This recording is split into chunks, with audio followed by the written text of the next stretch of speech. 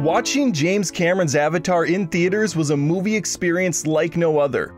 It was an event that would shake up the industry for years to come. The success of Avatar, both critically and financially, didn't happen accidentally.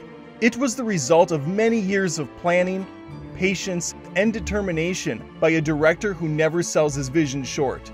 Join me as I cover James Cameron's amazing approach to getting his passion project on the big screen. See why many fans agree that when it comes to cinema, Avatar changed the world. Background! And action!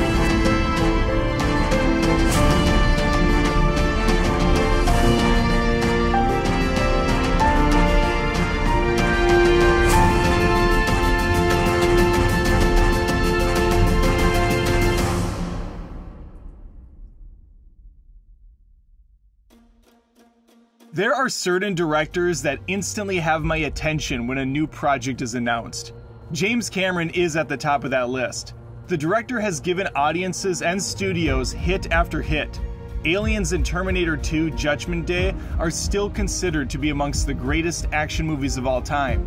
Then of course there's 1997's Titanic, a film that shattered all previous box office records, sitting as the highest grossing film for over a decade, only to be toppled by another James Cameron film, Avatar.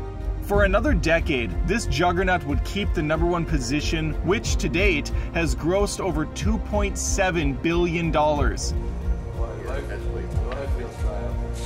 In 2019, Avengers Endgame would finally take over that spot with only around 8 million more in sales. I wouldn't be surprised if we see Avatar back in theaters once again and reclaiming the #1 spot on the chart as the sequel gets closer to release. All of this success came from a man who was basically self-taught. James Cameron didn't go to film school, or even finish college for that matter. Cameron's turn to filmmaking was heavily credited to George Lucas, specifically Star Wars. The then full-time truck driver was so inspired by the movie, he decided to learn everything he could about the process. In 1978, he co-directed and co-wrote a short film titled Xenogenesis. For the next few years to follow, he would work his way up the Hollywood ladder as a production assistant, a set dresser, special effects photographer, a production designer, and eventually as a director for a full-length feature.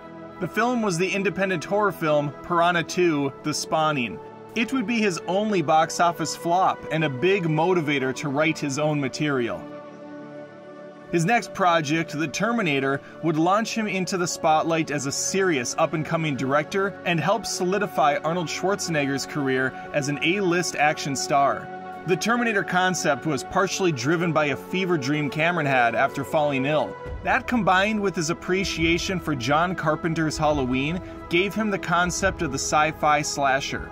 He sold the script for just $1 to Gail Ann Hurd on the condition that he would direct it.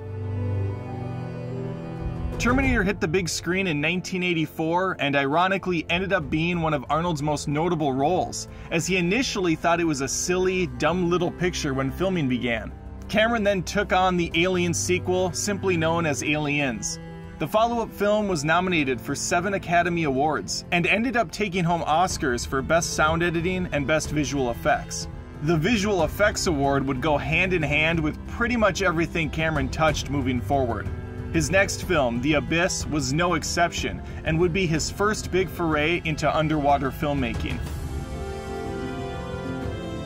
In 1990, Cameron co-founded Lightstorm Entertainment, the production company his future movies would be made under.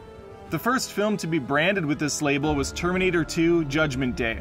Cameron was able to take his early script idea for the first film and put it to use. Originally, the liquid metal T-1000 was going to be present in the previous entry, but due to technical limitations, the director had to hold off. The decision to hang on to that concept for the sequel paid off in more ways than one. Visually speaking, it was unlike anything else that came before. Financially, it broke multiple box office records and continues to be a franchise that gets kicked around every few years. Nothing will ever compete with those first 2 James Cameron pictures, though. I'll be back. In 1994, the director teamed up for the 3rd time with Arnold to create the hit action comedy True Lies. It was clear that Cameron had a winning formula with his actors and the action genre, so it was a pretty big surprise when he started work on his next major project, Titanic. The price tag for this adventure was $200 million, which makes it one of the most expensive films of all time. It also had several delays as Cameron's infatuation with deep-sea exploration grew.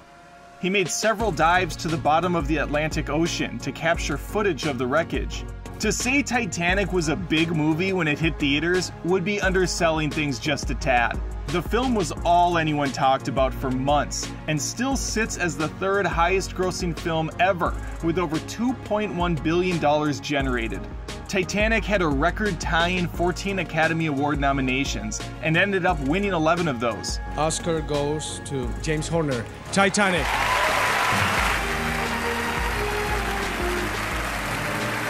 Ben-Hur and Lord of the Rings: Return of the King are the only two other movies to hit that number.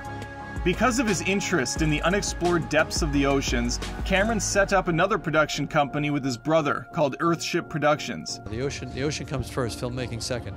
But if I can make films about the ocean, then I'm really happy. The company would focus on streaming deep-sea documentaries. Cameron himself would also put a lot of energy into studying the ocean floors and unearthing the mysteries below. In 2003, he started incorporating 3D cameras and tech into his filmmaking and released a Titanic documentary titled Ghosts of the Abyss.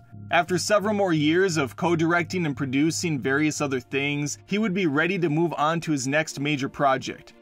A project that would take several years to come to fruition and be another huge milestone for the director to finish. This film would be the beginning of Cameron's own Star Wars franchise. In 2009, Avatar was released into the world, a film written, directed, produced, and co-edited by James Cameron. Audiences were floored by the computer-animated world with state-of-the-art 3D visuals. It made over $22 million opening day and over $77 million in its opening weekend, falling just behind I Am Legend for the R-rated opening record at the time. Avatar was nominated for 9 Academy Awards, with Cameron taking home his usuals for Best Art Direction, Best Cinematography, and Best Visual Effects. Disney could see how valuable this property would be from the onset. 8 years after the movie was released, construction was completed for Disney's Animal Kingdom. Fans could visit and experience Pandora, the fictitious planet in the picture, by taking flight in an immersive simulator or going down a beautifully lit river ride. The world of Avatar is vast and rich, and that's all thanks to the groundwork put in by Cameron and his incredible team. So how did all of this come together so well in conceivably a few years' time? The short answer? It didn't. Avatar may have started pre-production around 2005, but the concept was in the director's head all the way back in 1994. I think that's a good place to start. Avatar was released in 2009, but Cameron's original plan was to put the film out a decade earlier. Initially, it was going to be his next film after Titanic, with the hopes of a release in 1999. He already had an 80-page treatment for Avatar that he put together in '94, and was ready to begin testing his concept after wrapping on Titanic in '96. He teamed up with visual effects house Digital Domain to create CG versions of actors, but much like Lucas with the prequel saga, Cameron decided the tech just had not caught up to his vision. He instead dedicated his time to his childhood infatuation with the ocean, all the while working on advancing the technology needed for Avatar. One such advancement was the creation of the Fusion camera system, developed by Cameron and Vince Pace. This camera allowed filmmakers to shoot their material in stereoscopic 3D. The rig used in Avatar contained 2 separate high-definition cameras to create a large depth of field. The system was used in films such as Tron Legacy, Life of Pi, Alita Battle Angel, and of course Avatar. With the equipment now in place, 20th Century Fox was ready to see what Cameron could do. In 2006, they invested $10 million for a proof of concept, and shortly after, Cameron was ready to get to work on the script. The central plot of Avatar takes place on the planet Pandora. Pandora is home to unique plant life, amazing vistas, and an alien race known as the Na'vi. On Earth, humans have exhausted their resources and have turned to Pandora to mine its riches, specifically a mineral known as unobtainium. Jake Sully, played by Sam Worthington, is the main protagonist here.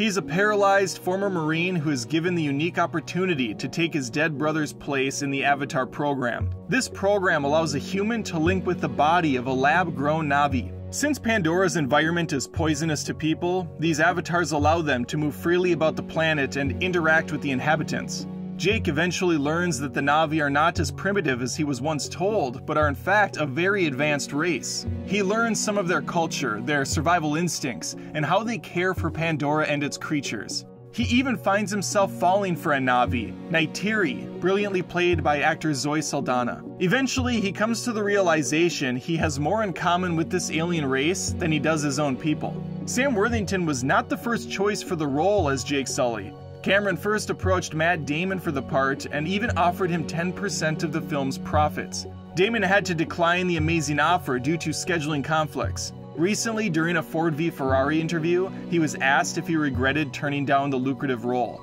His response was pretty telling. What an idiot. What was he thinking? What was he possibly? It's true. I have no defense. The story of Avatar isn't overly complex on its face and has been criticized by some, claiming that it's just a big-budget copy of movies that came before, citing Dances with Wolves as one such example. The fact is, though, a huge amount of work and story went into developing every aspect of Avatar. The language, the clothing, the animals, the plant life, and basically every other aspect of the picture was worked on for years. University of South California linguistics professor Dr. Paul Fromer developed the Na'vi language, consisting of 1,000 different words in the lexicon. The dialect was inspired by the Ethiopian language Amharic. The actors would be spending a great deal of time on the soundstage playing these aliens with little to react to. Cameron wanted to make sure they had an idea of what to expect by making his talent spend time in Hawaii, climbing mountains, living in the jungles, learning how to use a bow and arrow, really getting a feel for this fictitious Na'vi tribe. Plant physiology professor Jody S. Holt worked with the actors and set designers on the plant life. Specifically, how the Na'vi could interact with the trees and wildlife in general. Since actress Sigourney Weaver's character, Dr. Augustine, was the primary scientist, she too was coached on the methods botanists use to study plant life. To nail down the look of the Na'vi themselves, Cameron worked with acclaimed illustrator Wayne Barlow and concept artist Jordu Schell. They would often work alongside Cameron at his home to craft the look of his new race. Special makeup effects creator and four-time Academy Award winner Stan Winston was brought on early to handle the many design aspects of Pandora. He unfortunately passed away in 2008 before the movie was finished. The story jumps between two major factions occupying Pandora, the Na'vi and the giant corporation that's mining the planet for its resources.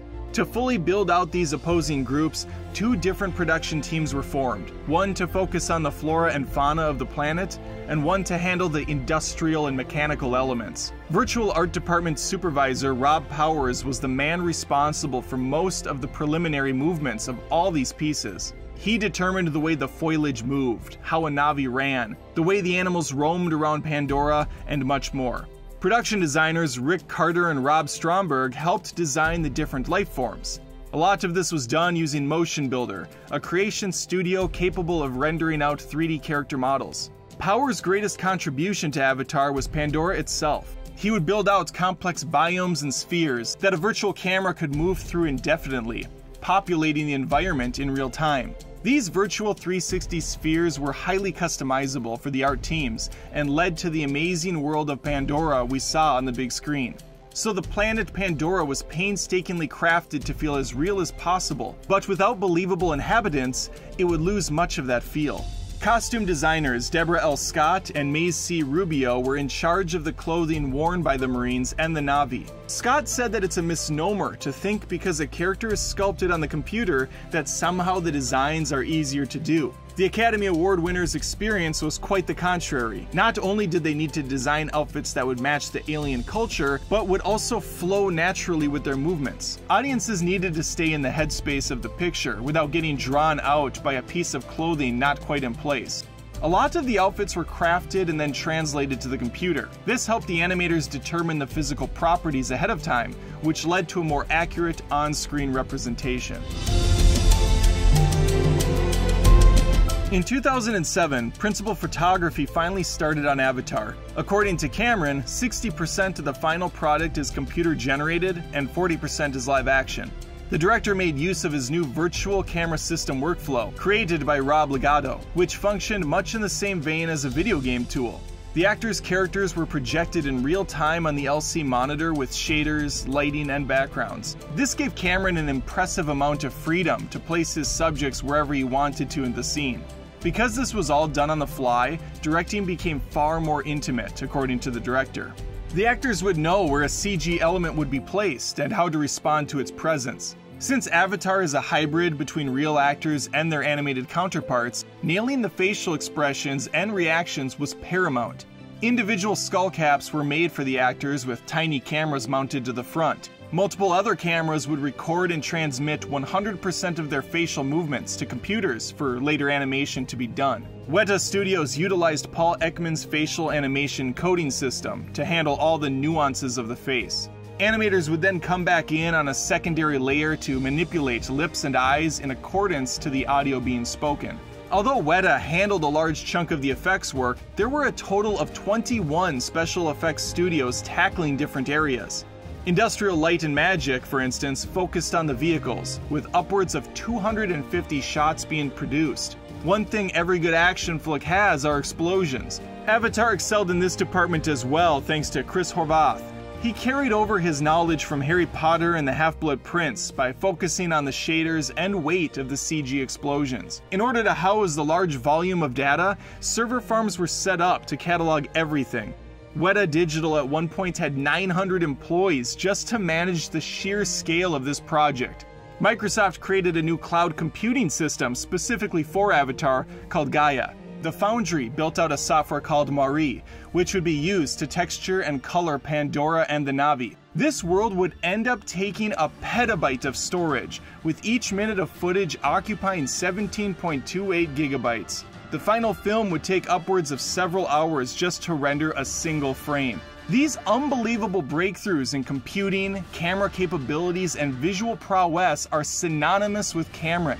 But the music in his films are just as captivating and of equal importance to everything else he labors over. 6-time Grammy Award winner James Horner composed the score for Avatar. Horner, who had previously worked with Cameron on Titanic and Aliens, fused two different sounds together for Avatar. He recorded portions of the score with the choir singing in the Na'vi language, and then he blended that with a more traditional track. Horner later stated in an interview that Avatar was the most challenging project he'd ever worked on, which is a bold statement considering he's scored over 100 films during his career. The music he created reflects the feelings the Na'vi have as events unfold, allowing the audience to connect with these characters on a more intimate level. That was above all what Cameron cared about most, bringing viewers into his immense world, which is why Avatar expands beyond just films. Multiple books have been written, chronicling the making of Avatar, along with plenty of behind-the-scenes featurettes. There's also a series of prequel novels for those that are yearning for more stories set on Pandora. James Cameron isn't done with the world of Avatar yet either. In fact, he's been spending the better part of a decade working on the sequels. It amazes me that people still question the bankability of James Cameron. The man continues to disprove early predictions that his movies will bomb time and time again. Even Fox at one point was ready to walk away from Avatar, even after Cameron made them billions off Titanic. The increased budget and pushed back deadlines started to weigh on some of the management, but eventually they came around, as they always do. There are already plenty of skeptics saying that no one cares about the franchise anymore, and that Avatar 2 will be a huge flop. The first film's success sparked a theme park, video games, toys, and gave 20th Century Studios enough confidence to not just back one sequel, but 4. Even after 8 delays for multiple different reasons, James Cameron is steadfast in getting these movies completed the right way. The sequel is set to take us further into Pandora, specifically in its bodies of water. Cameron is once again heading back into the oceans, this time, however, they're ones he created, which would explain one of the reasons for the delay. Shooting underwater is always a challenging undertaking. The director will want the footage to look as crystal clear as humanly possible. That means once again being patient and furthering the equipment. We also know that deaf actor CJ Jones has been brought on to take the Na'vi language and tether it to sign language, presumably so the aliens can communicate in this underwater setting. These are just a couple of the indicators proving that the sequels are getting just as much care and attention as the original did.